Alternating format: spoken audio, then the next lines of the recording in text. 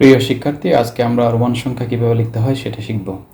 তোমরা স্ক্রিনে দেখতে পাচ্ছ একটা ঘড়ি, যেটার কাঁটাগুলো রোমান সংখ্যা দিয়ে লেখা। রোমান সংখ্যা ইংরেজি অ্যালফাবেট থেকে রোমান সংখ্যার নিউমেরালসগুলো নেওয়া হয়েছে। স্ক্রিনে তোমরা যেমন দেখতে পাচ্ছ i=1, b=5, x=10, l=50, c=100, d=500 এবং m=1000। রোমান সংখ্যা লিখতে কিছু রুলস ফলো করতে হয়। যেমন রোমান সংখ্যা পড়তে হয় লেফট থেকে রাইটের দিকে।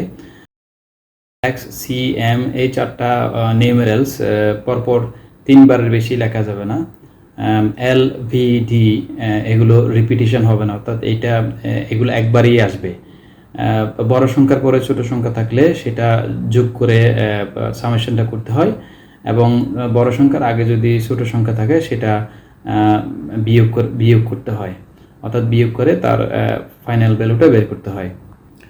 এখন চলো আমরা কিছু কনভার্সন দেখি। যেমন এখানে তোমরা স্ক্রিনে দেখতে পাচ্ছ 1 এর পরিবর্তে আই লেখা হয়েছে, 2 এর পরিবর্তে 2টা আই লেখা হয়েছে, 3 এর পরিবর্তে 3টা আই লেখা হয়েছে। তো তোমরা পাশে দেখতেছো যে এটা কীভাবে করা হয়েছে। 3 এর পরিবর্তে 3টা আই মানে হচ্ছে আই এর রিপ্লেসমেন্ট 3টা 1, অর্থাৎ 1 + 1 + 1 = 3। এরপরে দেখো যে তোমরা 1 4বার লিখলে 1 + 1 + 1 + 1 অর্থাৎ 4 হয়, কিন্তু সেটা রুলস হচ্ছে যে 3বারের বেশি একই লেটার একই নিউমেরালস 3বারের বেশি রিপিটেশন হবে না, সুতরাং এটা রং। তাহলে কি করতে হবে? আমাদেরকে বিয়োগের রুলটা ফলো করতে হবে, অর্থাৎ আমরা যদি বড় সংখ্যা v=5 লিখি, 5-এর বাম পাশে যদি আমরা i লিখি তাহলে মাইনাস করতে হবে, অর্থাৎ 5 - 1 = 4। এইভাবে সংখ্যাগুলো লিখতে হয়।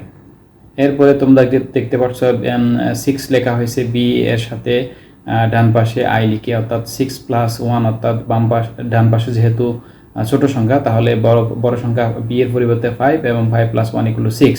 সেরকম 7, 8, 9 9-এর ক্ষেত্রে তোমরা দেখো যে এটা আবার আমরা যেহেতু বি এর সাথে 4টা আই রিপিটেশন করতে পারবো না, সুতরাং আমরা মাইনাসের যে রুলস সেটা ফলো করতে হবে, অর্থাৎ আমরা যদি x = 10 এবং 10-এর বাম পাশে যদি আমরা i লিখি 10 - 1 = 9, তাহলে এভাবেই রোমান সংখ্যাগুলো লিখতে হয়।